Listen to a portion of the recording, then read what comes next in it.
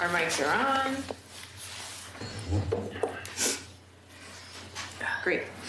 So we held our interviews in November, but we did not fill the position for the chamber. So we have an applicant for that position. Raymond Stobbe is here, and you have in front of you his application that he submitted along with the interview questions, same ones that we used in November. The way this is going to work, just as a reminder, so Mr. Stobbe has been nominated by the Chamber of Commerce. You'll interview him. I have kind of a little secret ballot. Each of you will check the box for recommend or not recommend. And then those will be collected and then given to the mayor, and the mayor will make the final decision on the appointment to the Historic Review Board. So it'll be a few days probably before we get word officially. And then at the next city commission meeting, the mayor would then officially appoint or formally appoint the candidate to the Historic Review Board. And terms are, I believe, 3 years now. I think that's what I told you. Yeah. 3 years. Yeah. So any questions about the process? And the board won't deliberate. So you'll just do the secret ballot and there'll be no discussion amongst the board after the interview. Does that work? Sure. Okay. Works for me.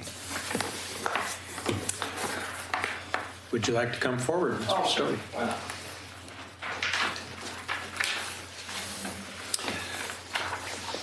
I'll ask you to take the first question. Alrighty.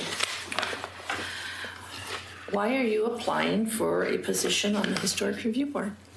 Well, I'm applying as nominated as from the Chamber of Commerce, and part of our mission statement with the Chamber is improving the quality of life in Oregon City, and I believe historic preservation is a great part, a huge part of the quality of life in Oregon City. I'm also highly interested in the position because I am a resident of Oregon City. I call it home now, and it's time to give back to the community. So I feel this is a great start to public service.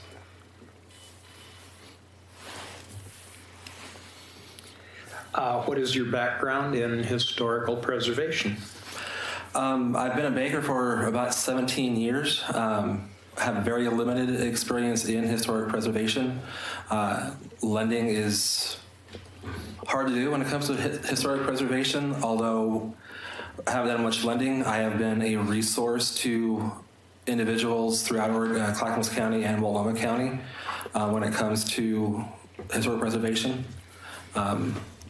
Recently, a building down on Main Street, and then not so recently, another home in Oregon City as well. Okay. Have you previously served on an appointed board? I have. I've been on the Chamber of Commerce board. I'm past president. Also with Clackamas Repertory Theater, Clackamas Volunteers in Medicine. Yeah. What was the most rewarding part of one of those positions? I think I'll if I may, try to combine those answers, the frustrating part and the most rewarding. Yeah. Chamber of Commerce, when I first joined the board, it was a great group, but it wasn't a collaborative group. It was a lot of individuals who wouldn't ask questions. They weren't inquisitive. They were just more a rubber stamp. And then to me, that was frustrating because they didn't understand what they were voting on. They didn't understand the issues that were being presented to them. And as we moved forward, I was on the board for about four years. And as we moved forward as a board, we challenged each other to ask questions, to understand what was going on and make better decisions for the chamber. And I think the frustrating part was that rubber stamp board, not asking questions, not being inquisitive. And then the rewarding part was to see the results of what came out of a couple of planning sessions and seeing us work more together as a team, as a full board should.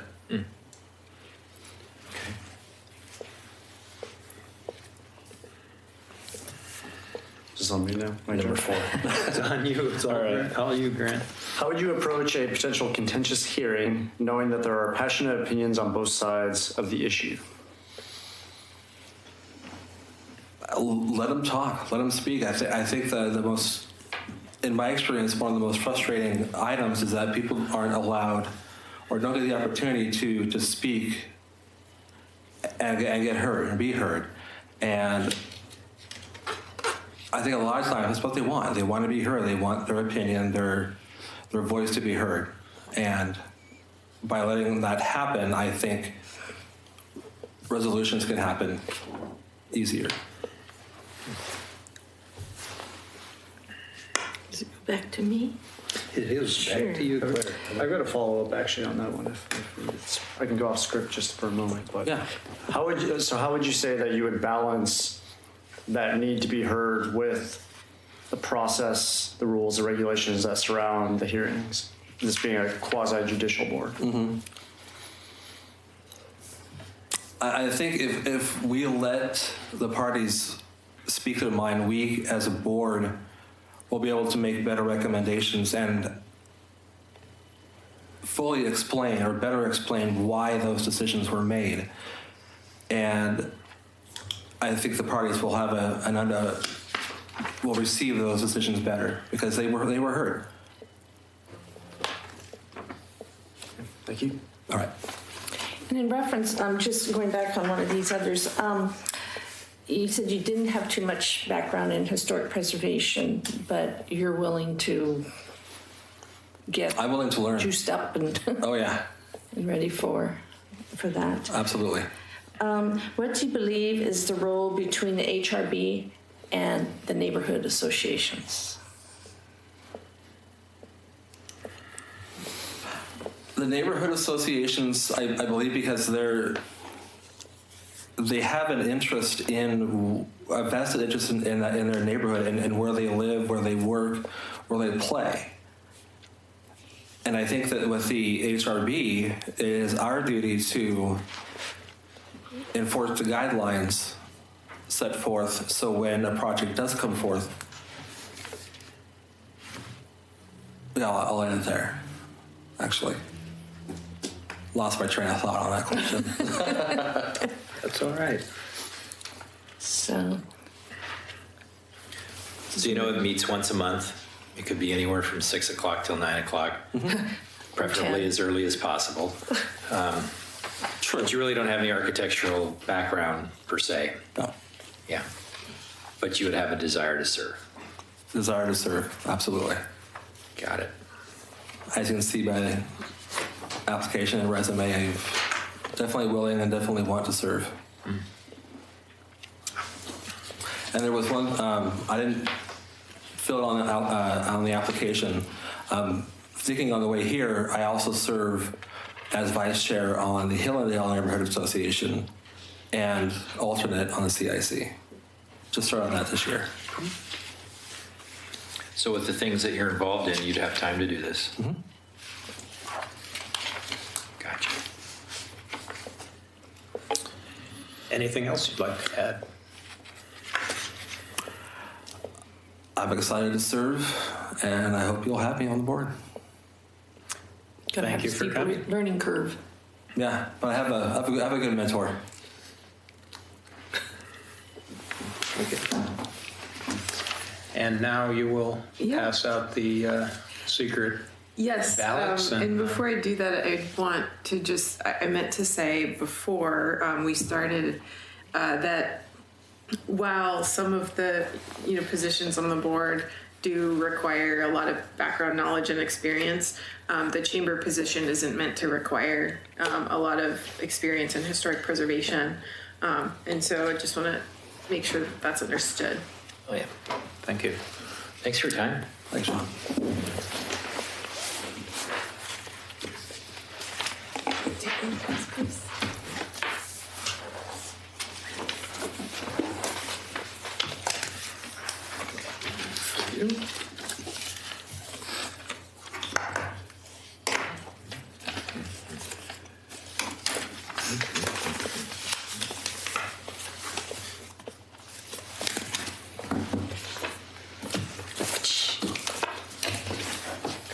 With that, we will move forward to the next item on the agenda, item 3B, design advice for new construction on a residential site in Kenema. Here we have the staff report, commission report.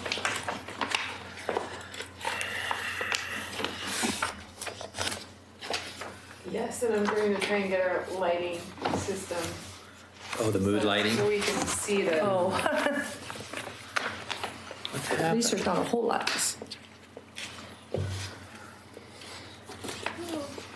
There we go.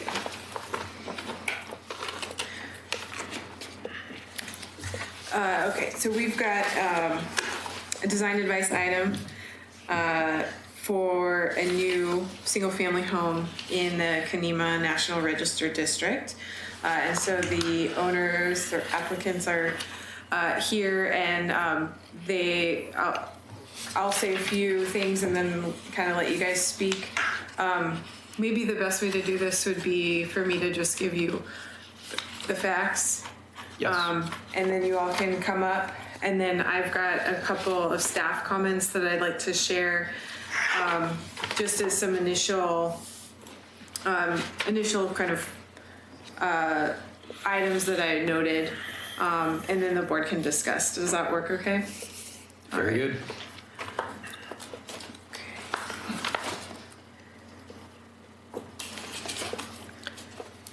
All right, so our site is here on 4th Avenue at the corner of 4th and Hedges, which is that unimproved right-of-way right here. It's a 100 by 100 lot. And previously, this lot actually was part of an application in 2005. Thank you for pointing that out, Grant. And I have the plans from back then just to show you. The house was never built. I think probably just because the recession happened and then didn't work out. And then there are some neighboring, a couple of the neighboring properties that are designated structures. This is 408 4th, so that's right here, kind of on the other side of Hedges on 4th Avenue, little bungalow that's designated. And then on the other side of 4th Avenue, closer to Ganong, is another home. It's more of a vernacular style. So just to kind of give you a sense of the homes in the immediate surroundings. This was the 2005 plan. It actually included 5 homes, so you see 1, 2, 3, 4, and 5. And so I believe 3, 4, and 5 were built. 1 and 2 were not.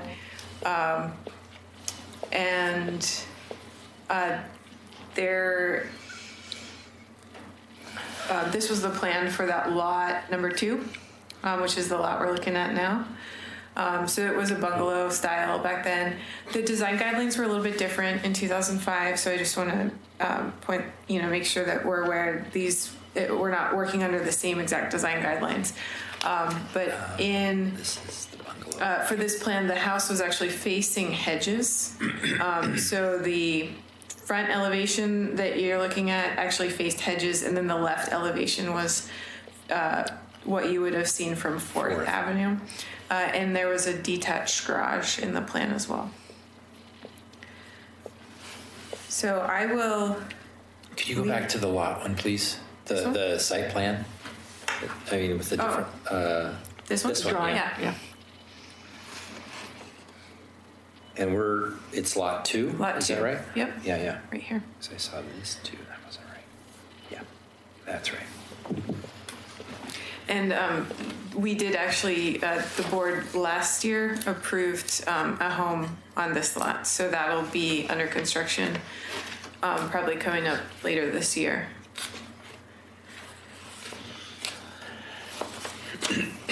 Okay, so I'll go back to this one and then invite the applicant to come up and maybe kind of make a quick little presentation if you'd like to. If not, I can totally show your plans myself.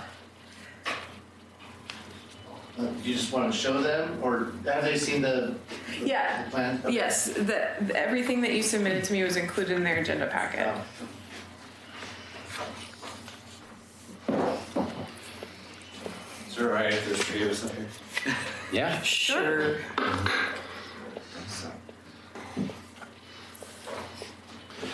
For the benefit of history, if you would state your name and position, that would be Absolutely. Well, I want to thank you guys for spending your time here.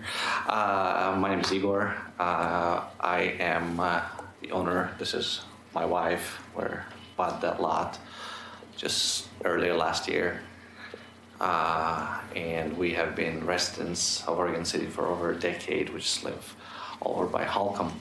And we are looking to settle in the historic district just because of the location, the value, how it's being preserved, not being crowded with contemporary structures and buildings that I've seen around. And also, this is sort of the house that we want to build as a dream house. So. I'm Bo Robinson with Design Providence LLC, and helping them create their home, and I've done a few other projects. Only one other in Kenema, and then a couple others in the McLaughlin district. So. And I wanted to add that I've actually lived here for 20 years, and I really love Oregon City overall, and love Kenema, especially because it has that historic value. It has that historic special touch that makes me want to be part of. And as you will see later, the house that we want to build on this lot is fairly large, and the reason behind it is that because we have 3 girls that we're raising, and we also have 2 elderly mothers. And we want it to be a home long-term for all of us that would accommodate us, our parents, and potentially our children's families as well. Thank you. Do you have a presentation? Do you want to step us through the design and what your intentions here are? Can I kind of run through that? Yeah, thanks. Okay. Once we started brainstorming on the project, they had some pretty specific things they wanted to accomplish, so I think this is a start towards that. In keeping with some of the criteria, the idea was to basically have an attached garage, but have it not visible from either hedges or Fourth, by having it back behind and having a driveway run up alongside the adjacent property's driveway, which I don't remember what lot number that is, but and leaving enough room to then be able to pull into the garage and turn around and drive back down to hedges. Trying as much as possible to capitalize on some of the views that are there, and also, create a aesthetically pleasing facade on both hedges and Fourth, especially, and try to, as much as possible, get the sort of square footprint that accommodates all their floor plan needs, for modern living.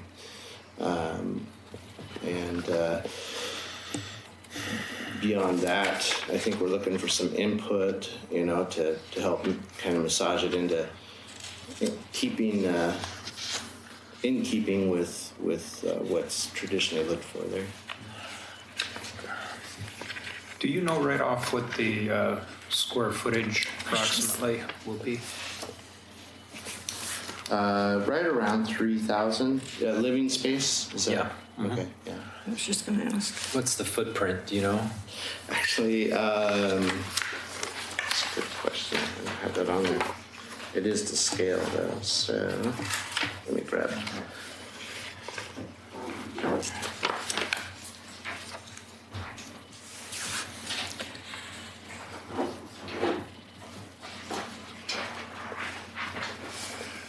not mistaken, it's like under What's that? about 2,200 Oh, the overall. overall footprint. Yeah.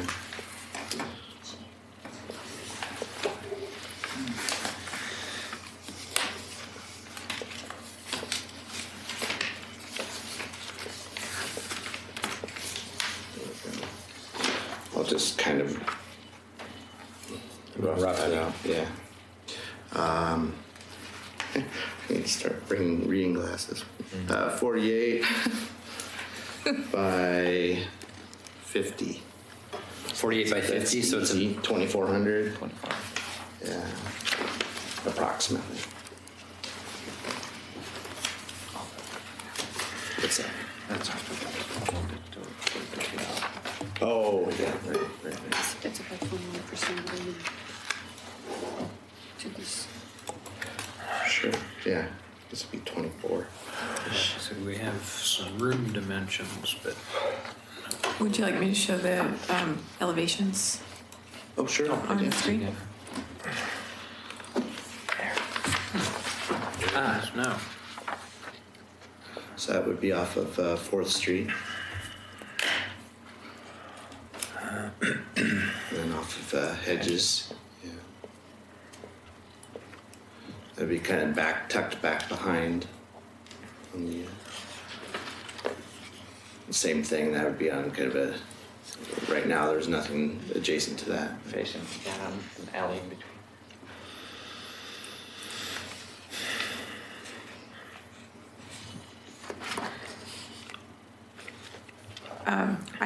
I'm happy to start off with staff comments unless you guys have more that you want to talk about.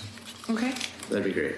And I do want to mention too that this design advice is always non-binding, and it's just meant to help you guys, put together your application. And we talked about this before you scheduled it, but it's meant to kind of streamline the process so that when applications come in, you've already heard some good feedback on your plans. So I'll go back to the elevation here. So a couple of items that I just want to mention for the board. So this is a bungalow style, which in Kenema, bungalows and vernacular, design are both appropriate. And kind of of course, we see more vernacular, especially up in the hillside.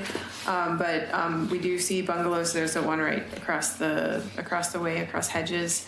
And so the kind of placement of and percentage of each kind of different design is context-based. And so we'd want to make sure that, or the board would want to make a finding at some point that this design isn't, overpowering the street along 4th or, overwhelming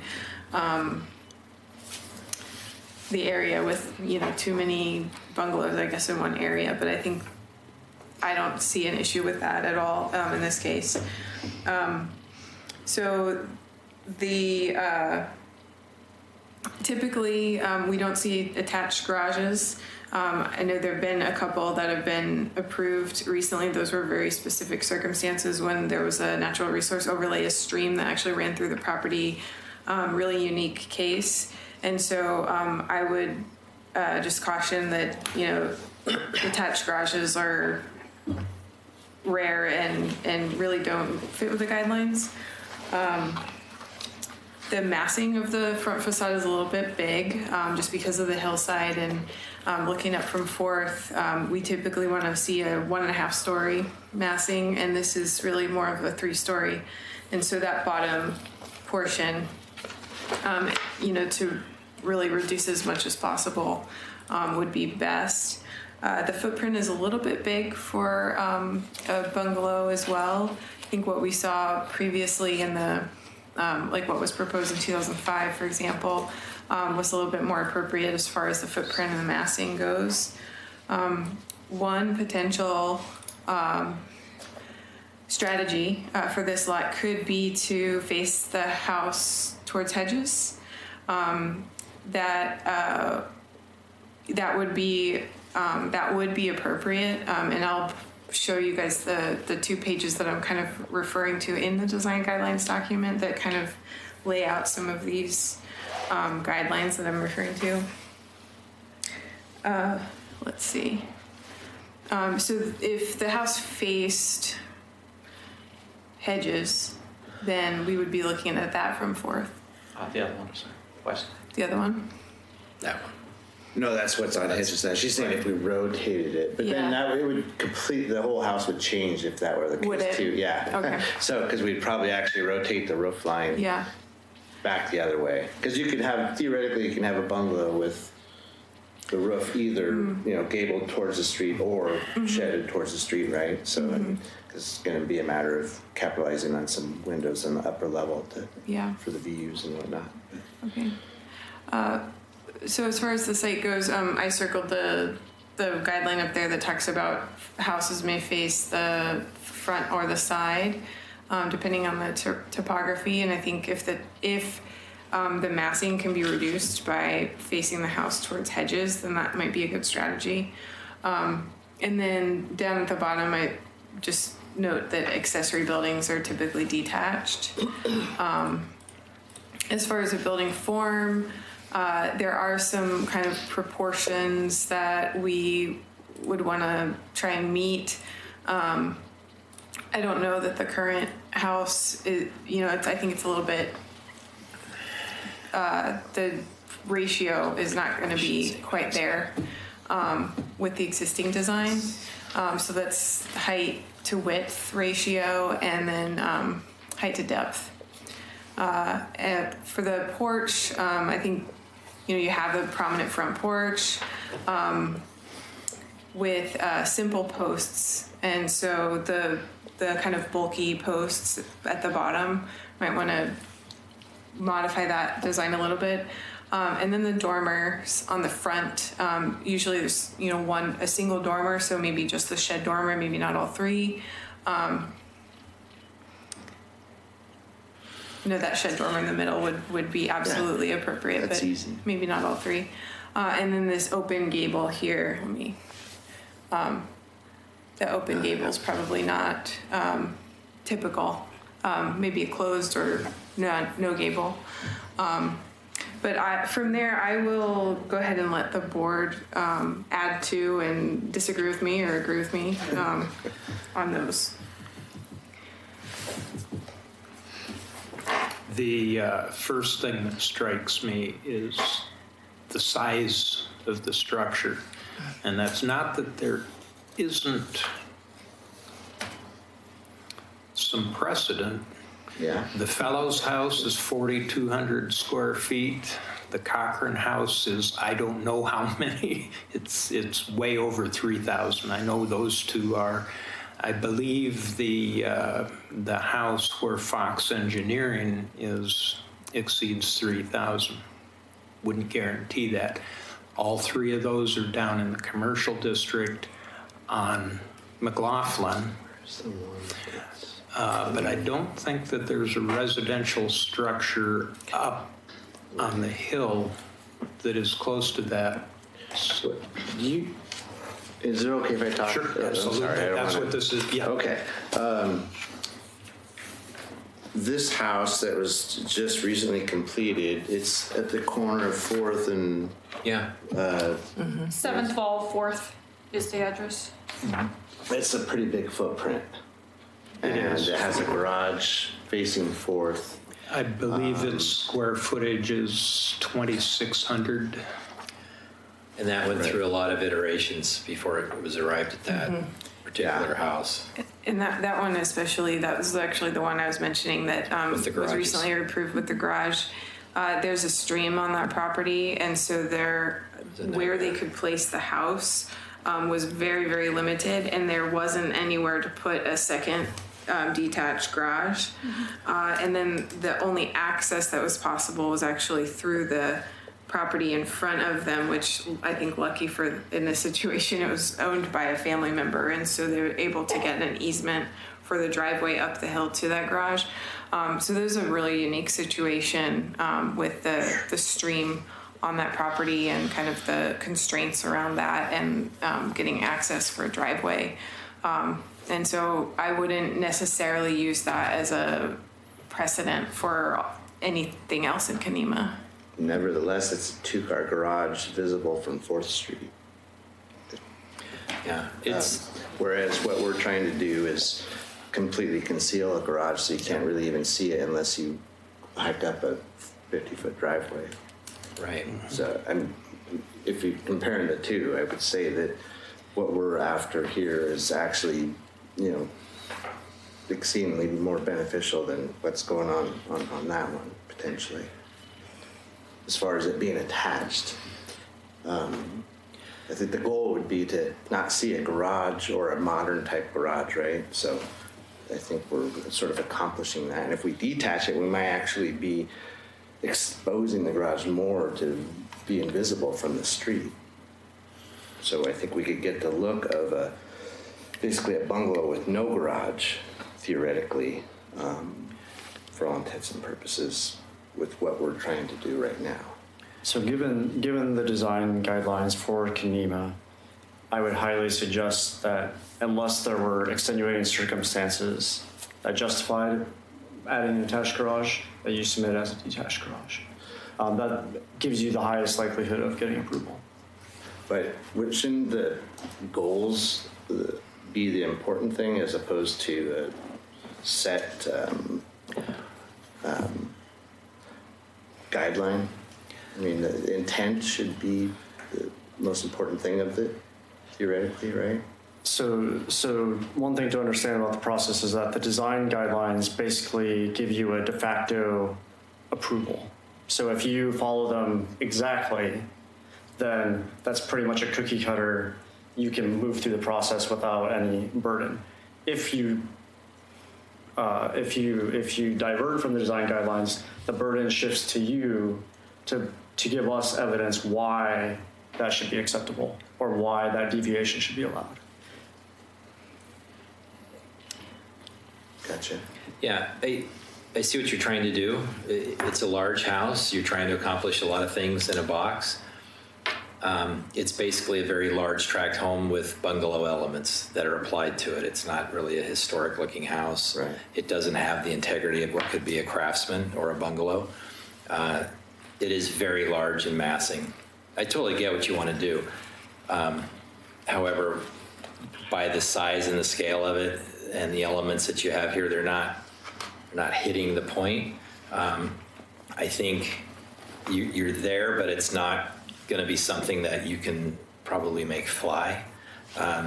There's a lot of elements here that are somewhat bungalow-esque, but there's some things that aren't. It's a large house with a two-car garage, and I get it. I totally get what you're trying to do. But if you look in that neighborhood, and don't get me wrong, Kenema's full of you name it, and I get that. But the vast majority of the homes in that area have detached garages. And that's pretty much, if you look at anywhere in the McLaughlin neighborhood in Kenema, the majority of the homes, yes, they're very old, but they all have detached garages. That was kind of the gig. So would the preference be to actually have a front and center detached garage as opposed to not seeing a garage? Well, I guess the that's- plan that was brought up earlier, that was approved 10 years, Yeah. a while ago. 10 years ago. More than that. It was a craftsman house. It was a story and a half. Right. You've got an element of a story and a half when you look at the other elevation. Slope. That showed zero slope, which I don't That's know correct. if that was just, Yeah, like you've got here's a can. slope. That's a plan called the Deschutes, and I believe that's from a company. It's from the bungalow company. Right, Yeah. right. out of So, Bend. I mean, that was just a stock can plan that. Right, got but it from the had internet. the necessary elements of what a bungalow was, and it was in scale. Absolutely. This No, is absolutely. completely out of proportion for the Right, size. right. And we're dealing with some slope. Sure. That's where it gets challenging because Right, but then you've we got- can't reconcile. We can't have the main floor halfway down on the property below the high point. 12 or 13 feet below the high point of the property. But you can reduce the massing of this. You have a Absolutely. massive amount of roof. Yeah, And that, yeah. when you go to the other elevation that is on hedges, you've got all the workings of what a story and a half Right. Craftsman is. And then you've got the daylight, but when you've got the massing of these columns, which can be changed, but that, Yeah, the style things we can fine tune. sure, and that's great. It's the big But- picture part. But what you've got on this side is elements of a Craftsman. When you look Right. on the other elevation, you've got tall windows for the view, but they don't fly. on the north or On main- that one there. Would be the Right. north. Yeah. Yeah. You've got a lot of window, which I get it. You want a view, but at the same time, it's the window massing is in and of itself quite a bit. sure. So there's elements you can do, but the size of it, anywhere else, you could put this thing and you would get a lot of space and you can make that work. But here, I think you're there, but you're there in a big way, And I think you might get some backlash on this from the neighborhood. Well, I know you will. the massing. Yeah. Yeah. The massing, you've got good elements here, but they're not quite nailed. Whether it's, the shed with the two gables on that third floor, they could be integrated in a much different way to still have a cool look to it. Oh, Yeah. still doing gables with the shed? You could, but you could bring that shed down a little bit so it's Right. integrated, or you get rid of it and make it all shed. That would reduce massing. But one of those, There's still a lot of There's a lot of aesthetic massaging to do. I'm Yeah. not as concerned about that at this point as the big picture. Yeah. And some of the guidelines, I think what could be an error, and I think I might be wrong, but one of the guidelines is low pitched roofs. And it will say on there 612. Right. Yep.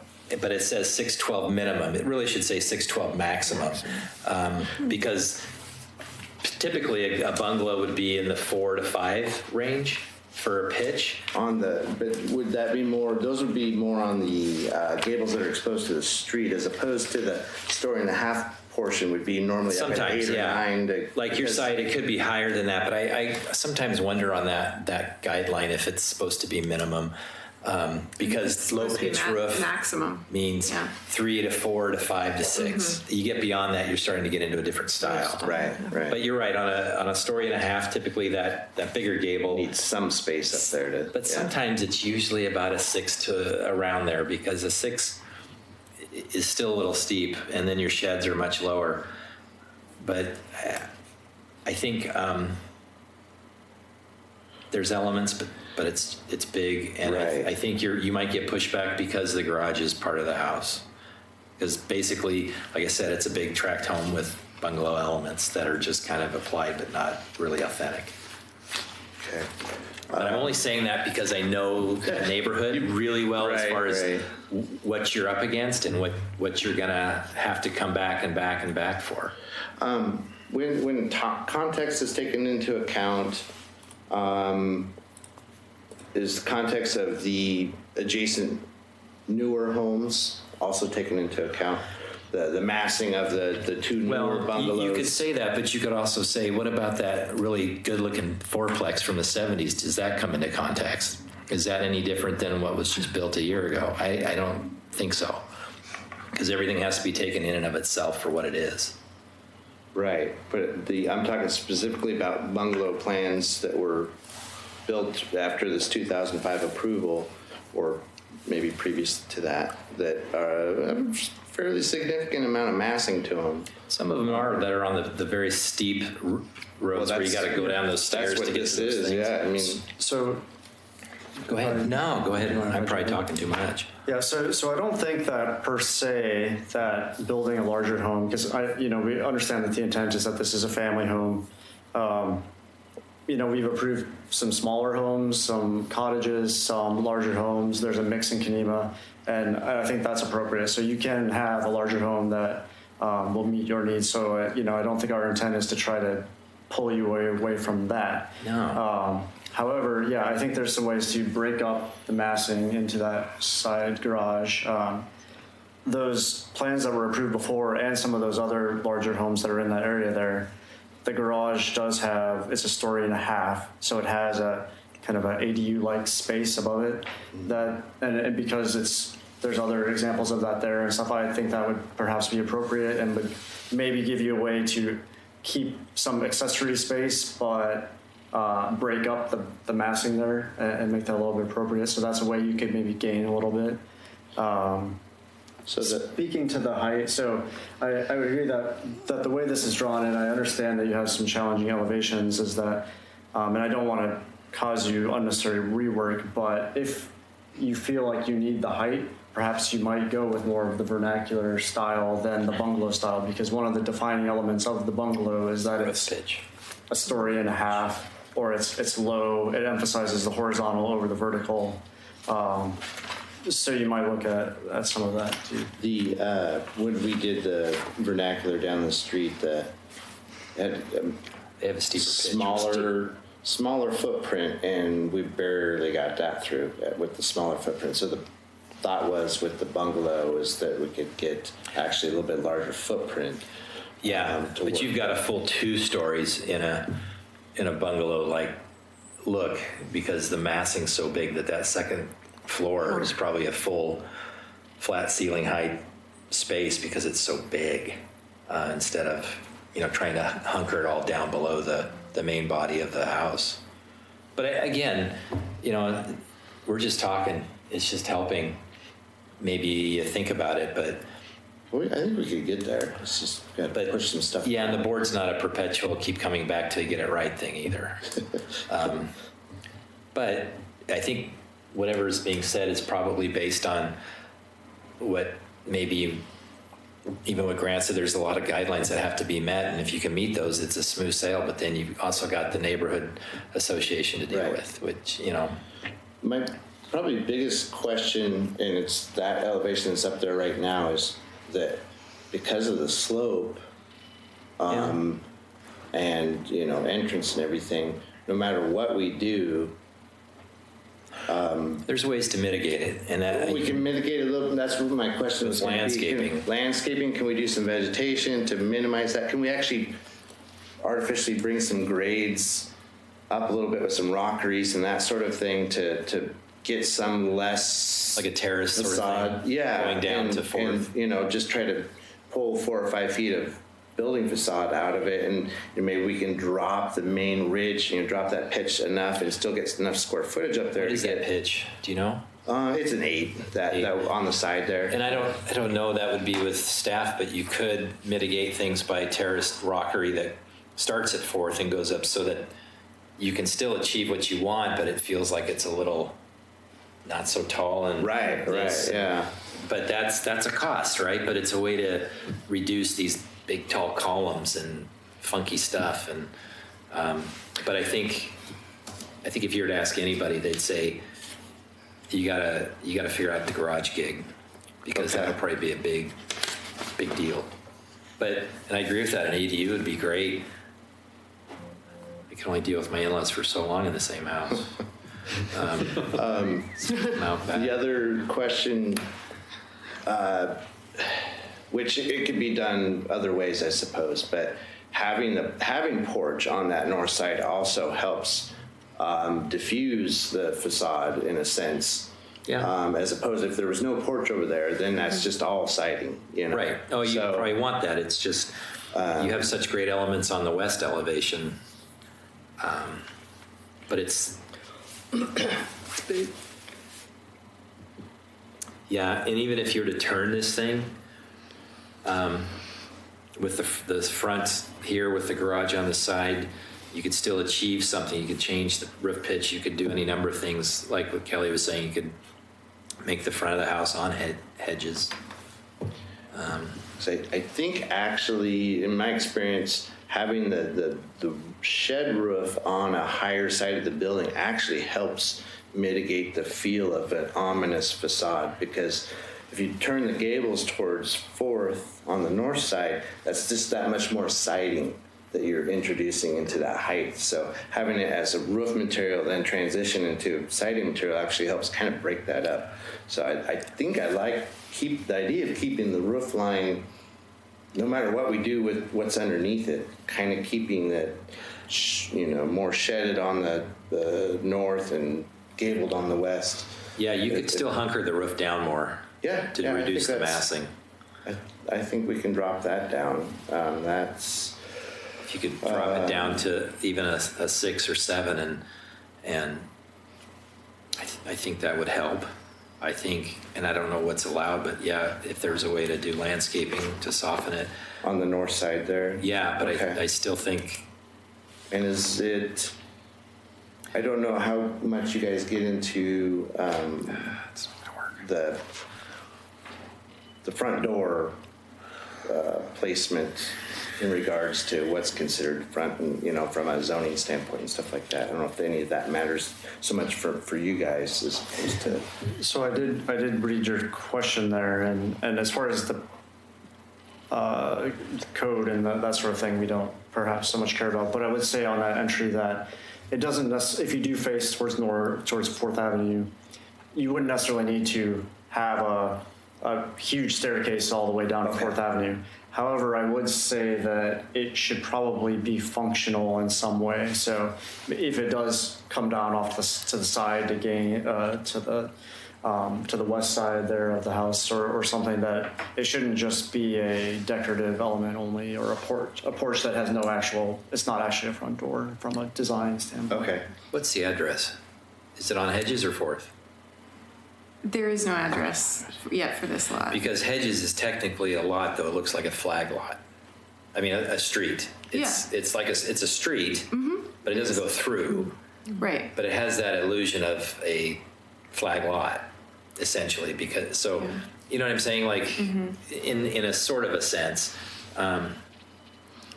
it doesn't go through. These 349 and 407 come up and access that, right? I think those are actually addressed on 4th. So those are 4th. No, they're 5th Avenue. 5th. These are 5th, those but are they're not 5th. accessed from 5th. They have pedestrian access from. Pedestrian. Yeah.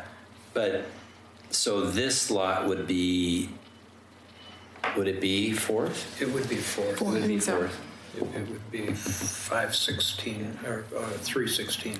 I think if it faced Hedges, when we assign addresses, we will work with the emergency providers, and so if they wanted it to be addressed in a certain way so that it was easier to find, then we would probably just do it that way. Is 306 the one that was approved a year ago? Is that Yes. Does that have a detached garage? They went No, through that's it the one, a garage few underneath. iterations. That was underneath. Yeah, That was the one underneath. Yeah. Yeah. And that that's was the the one we only did. other time I think that that's ever been approved. Yeah, and that's the one we did. That's why I was trying to remember. What was on the corner? Because I remember the fire department had some issues. And I will, skipping back a little bit, but on that 306, that's an example of where the address was to 4th, and the front door faces 4th, but it doesn't actually grade all the way down there because no one would walk up all those stairs. So the front door went off the side there, and there's a path kind of towards that other right of way that's parallel to Hedges. There's also a rock wall down along 4th Avenue that I think is partially in front of 306 and a little bit in front of this lot. And so one of the conditions of approval for 306 was that nothing, no, we don't have a staircase that goes down and impacts that rock wall. So I think we'd be looking at the same thing. We would want to leave it as is and not modify that. They were approved in the 5 buildings. This is yours. 6 and 7. To answer a couple of your other questions that were on your list specifically, on the retaining wall question for the driveway. Yeah. I think retaining walls are totally appropriate, particularly in that area. There's all the homes and structures have that. I think the highest preference would be for like a stacked basalt wall, and then a lesser preference would be, I think concrete can be acceptable, but preferably like a faced concrete rather than a bare. It was just a matter of horizontal room to work with in that particular context. So it'd be one spot where concrete would be very useful, just to keep the Sure. And on that, width down. the very last question on the variance. So I think that was towards hedges. Yes, correct. I think the setback is, would it be 20 feet there normal, or what's the? I think it's 15. It'd be It's considered a side yard. So, you know, as a general statement, because of grading issues, we've approved lots of small variances and preservation incentives for that specific reason, and that's common in Kenema. So as long as it doesn't impact any of the neighboring structures, and if it's just towards that 60-foot right-of-way, which is not really even being utilized to 60 feet, that's probably not going to be a problem if it fits more naturally with the site and has less impact on the context of the neighborhood there. It would allow us to actually drop the floor elevations a little bit, which would help with mitigating that facade on the north elevation. That's the main goal of that, basically, is just to be able to get it off of that knoll that's sitting up there a little bit more so that we could, get the roof down. I just had a thought, the back dormer, I've seen dormers on older homes where you'll have the two dormers, but the shed comes down with the dormer to the two gables, and the shed comes down with it. So it's kind of like this, but where these come down, the shed, you could googly it, or you could house it, but you could put in something like historic dormers on bungalows, and those two elements have been combined.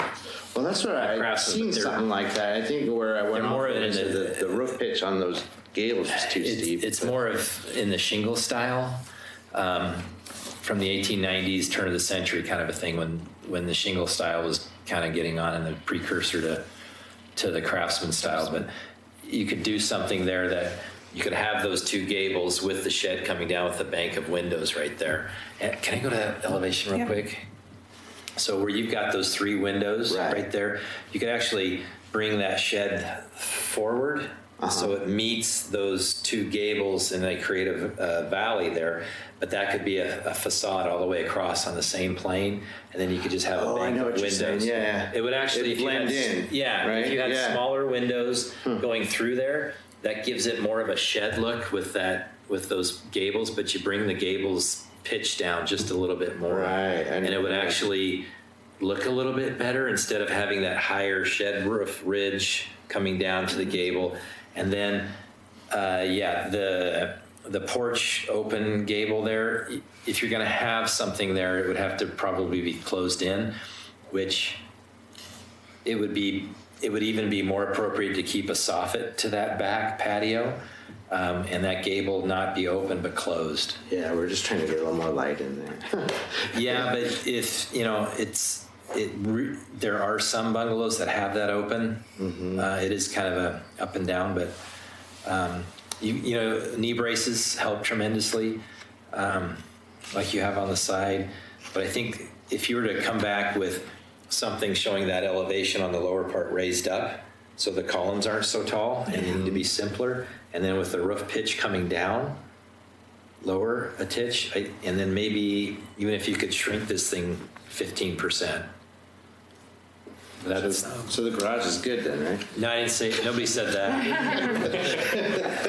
And also the windows. Try to throw that in there, Rick. The windows on the second level, I think, should be like 1/1 like you have on the others. Detached garage. Yeah. As on opposed which side? on the north This level? elevation. Yeah. On the north. The retaining Yeah, wall. just to keep it more consistent, Yeah, you because can to make me the that garage kind of makes it integrated. That's why I really, was thinking digging it into the side. Yeah, exactly.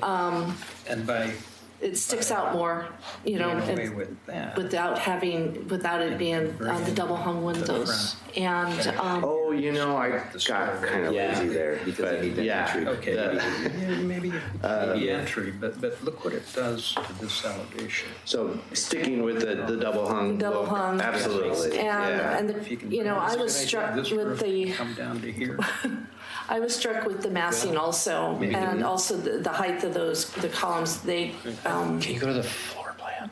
to me, there has to be something done different with I'm those. showing that to you because you know how to get it. But if you can No, I don't. bring up, the level like what he was talking with, it makes them not quite as, Because they look like they're just going on and on. I mean, you know. Yeah, right. Here, So the entry could be. another question for you guys: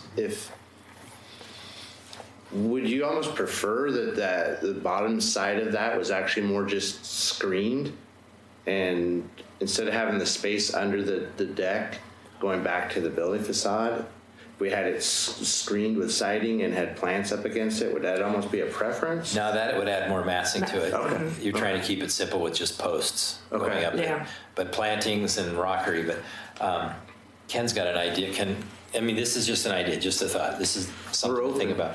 So Ken was saying where the living room is, which no one's ever going to go in there anyway, but where the living room is, if you were to get rid of that and put it where the garage is and reconfigure the stairs, then you could slice that part off, and where the retaining wall is that you're looking for up on the uphill side could be the detached garage, that you could integrate that retaining wall as part of the garage structure, and then you could put space above that garage as an ADU.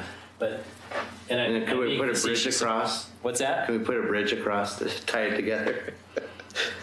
In your mind. Okay.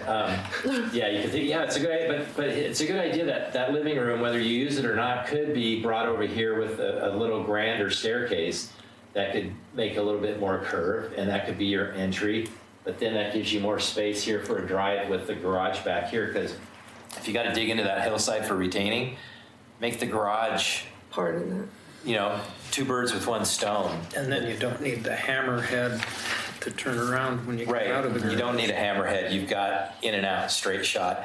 But I know you don't want this detached garage. It's an extra cost because it's its own thing. But you've got to do the retaining walls. It's a lot about parking and being able to have somebody come to their house and have a place to park their car. Well, you'll still have a place to park. It's just that you're going to shove this back as far as you can, but you're going to have to dig into that hillside with Right, some sort of right. retaining. So make it part of the garage, and it could be a garage and a half, width, something that's in proportion, and still get you what you need. I get it that you want to be able to park in the garage and go straight in the house, but because you're dealing with a historic neighborhood, you don't always get everything you want. You got to play by the rules, so there's, and it's like Grant says, You it's guys not, just really want to see that garage facade. Yes, we want to see the garage. but it's like what Grant says, if you follow those guidelines and you do those things, it's smooth sailing. If you want to try a different approach, it's going to take a little longer, and you may not be happy with the results. Speaking of the detached garage, we do allow preservation incentives, which we kind of talked about for the side setback. You get closer. So the setbacks for accessory structures, especially when if you did put a second or another level on that garage for an EDU, you can do that, but your setback requirements are going to be larger. But you can get preservation An incentives incentive to get it back further. to put that garage closer to your rear property line, if that works better. The only When you say rear property, you're talking east. I'm talking about The this south. one right here. Yeah. So putting the garage as close as possible to this property line. Right. I think the only concern I would have is, I think we're up here. Their garage is also pretty close. Exactly. So we're, 6 foot are absolute minimum. And then, maybe we go to 4. But you could do, basically a retaining foundation, cantilevered foundation that still doesn't compromise the neighbor, and you can still make it work. I don't know how far back you can go on that lot with digging and stuff, but you can still push that thing back further, and you get a big, long driveway. Right. It's probably not everything you want to hear, but I think where that wall is, that black right there, Yeah. go further back, like where it says dead tree, Right. go further back. Well, we're going to probably end up shaving that whole knoll there. So, yeah, theoretically, yes. This as far as- garage kind of with the incentive be right here, that you get this big long, and if this was cut off, you could have a pretty wide driveway right space. through here that gives you plenty A of lot of parking. even side by side. Sort of mirrored the neighboring property. And even if you cut that off and shrunk things just a titch and brought down, I think you'd be pretty far there. Well, the other thing that we could do, I mean, you know, if we, we create that void where the garage is now, it's going to create some reworking anyways, which that's fine. But you're left-handed, right? Well, So you're creative, right? You figure that out. both. I'm kind of, Yeah. I'm all messed up. I'm left-handed and I am messed up.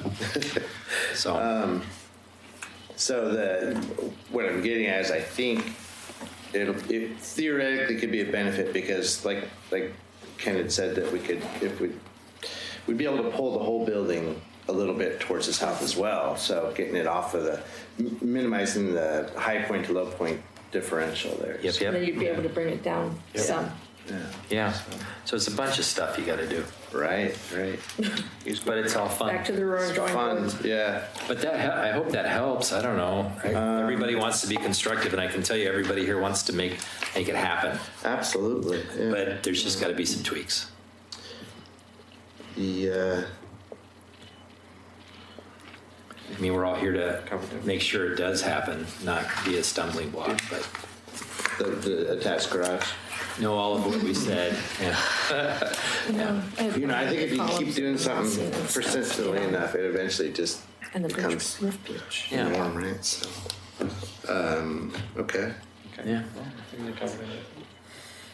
Thank you. We Thank you, guys. appreciate Yeah. giving us the Thanks. Thank you. opportunity to become Oh. part of this Brainstorming. wonderful community. Yeah. Hopefully, we'll see you again soon. Good dialogue. I really appreciate it. I think Once the rain it's stops. going in the right direction. Hopefully. Thank you so much. Thank you. Yeah. All right. Thank you. Thank you.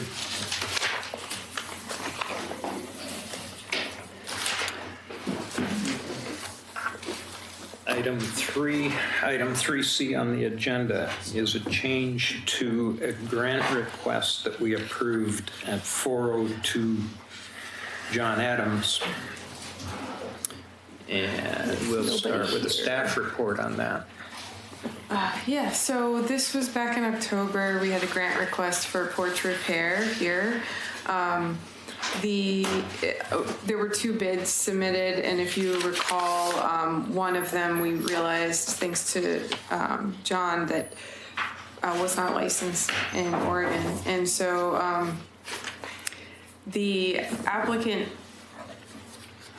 kind of went back and decided that she would like the option of either using the other contractor.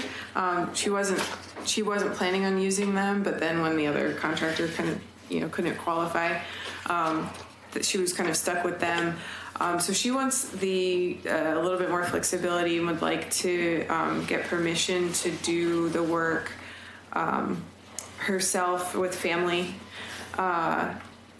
So not hiring a general contractor. Then in that case, the grant would only be used to cover the cost of materials. And it would still be that 50-50 match. So if her materials cost ended up being, $1,500, the grant would be $750. And so I figured that was a simple enough request that, she didn't need to be here to ask you. I think staff, I felt like it was reasonable, but I didn't want to make the decision on my own without consulting the board. So I just wanted to bring that to you for a decision. Did I understand that we can't do anything without her present? No, we can. Oh, okay. Good. Well, I think it's a reasonable request. I wish I had a better idea what the dollar would shake out to be. Well, it's going to be more than $1,000. Yeah, she did. In one of her emails to me, she talked about materials being $1,300, and so I said, well, if that was the case, then your grant would be $650.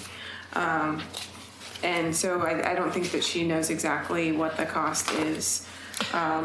So as part of the grants, do they have to have a license? I mean, there's nothing written into So any the of way that. that the rules are essentially, if you're having work done by a contractor, they have to be licensed. Right? the grant can be used to pay for materials if you're doing the work yourself as a homeowner. And then in that case, we just want the receipts from, Par Lumber or wherever you're getting your materials. So I'll just say Just this. feel that they can do it. Well, I'll just say this. I think the person that was not licensed is a friend or a family friend.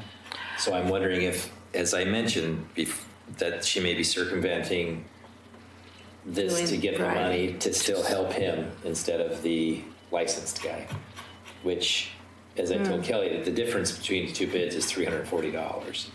So I don't think it's splitting hairs there. I think it's, how do I still, I don't know. Because if it's just the materials, if the materials come in at $5 or $6 grand, then I'd really be wondering, but if it's something like that, then if it's helping out to pay for material and you get the And receipts. works get done. Yeah. And we always do get the receipts. And if the board wanted to, I guess, limit we can even ask her to come back in March with an estimate for materials. If the board would like to do that, But I think if she's going to do it and pay for the materials at whatever lumber company, and she submits that receipt, and those materials are specific to this job, then I would think that would be fine. Yeah, I would agree. And it has to, and it's all inspected and everything, by the building Depends if they're department. just replacing boards on the deck, they don't need a permit. They don't need to, okay. But if it becomes structural, which Structural. I know it will be, then Yeah, from the looks of some of the, yeah, it would work that- require a permit to redo it all. It really, I've been on that porch, it all needs to be tore out. It's in a bad way.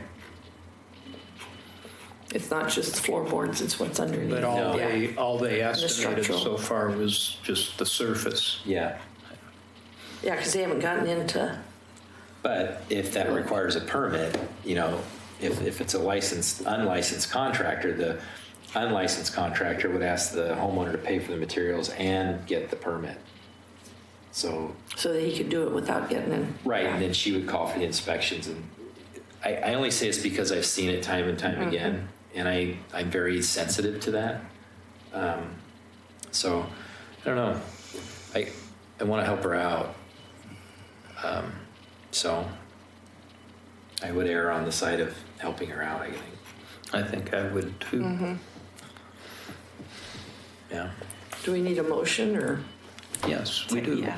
I move that we approve PG 1706, 17-06, to allow her to do the work herself and just submit the receipts for the materials. Second.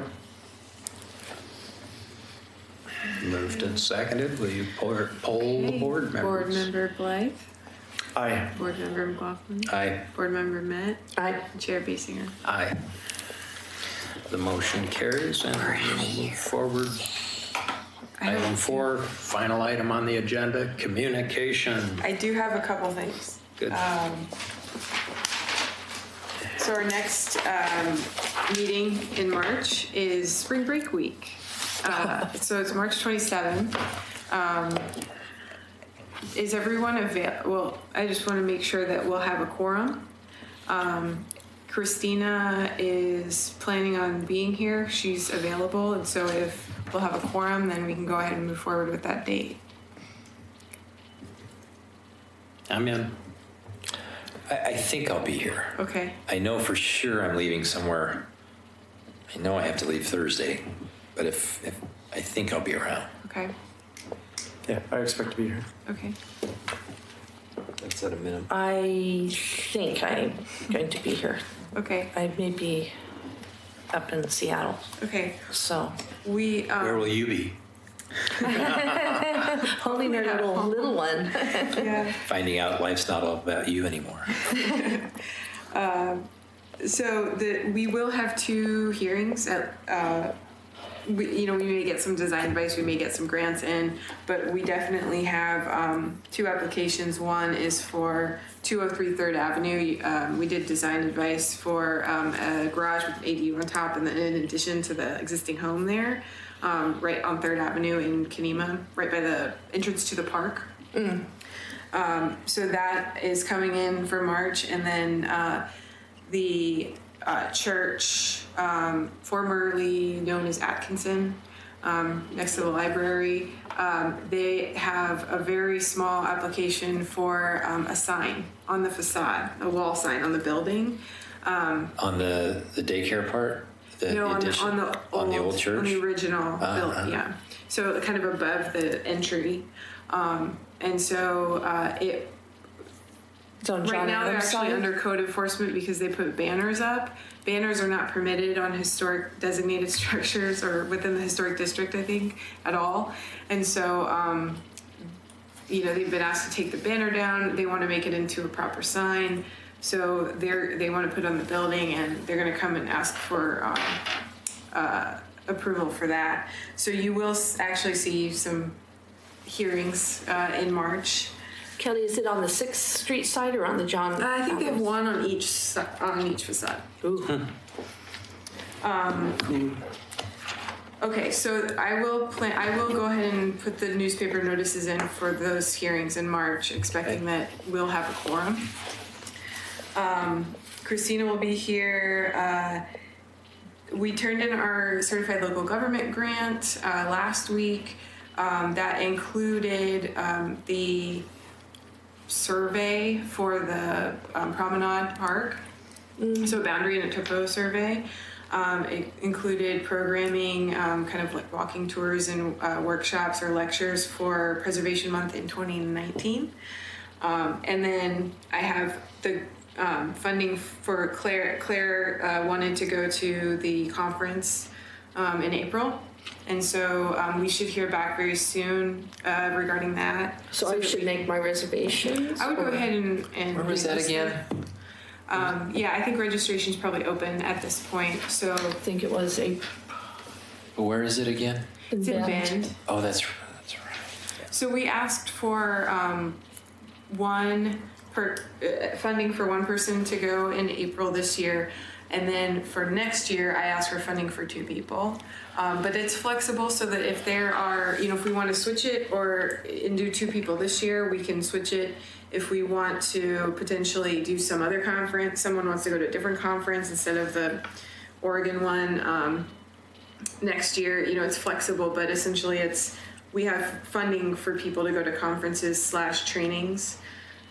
It's Can I April go to the one 12th. in Acapulco?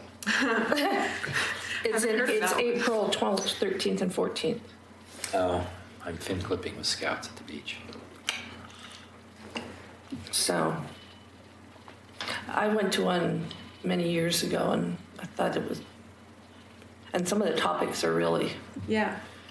of interest. So cool. Yeah, so I'll let you know as soon as I hear back from them on that. They were gonna kind of put any of the applications that included that particular conference. They're gonna try and Fast track them. fast track us. Thank you. I'm having trouble thinking of words right now.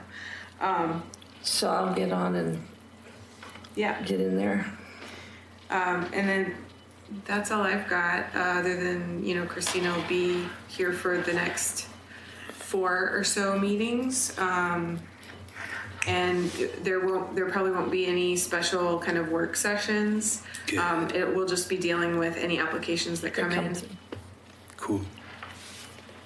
Cool. Okay. Well, we wish you well. Thank you. Yeah. Yeah. Congratulations. That's exciting. You and your passenger. And with that, we will call this meeting adjourned. Look at that, 8:15.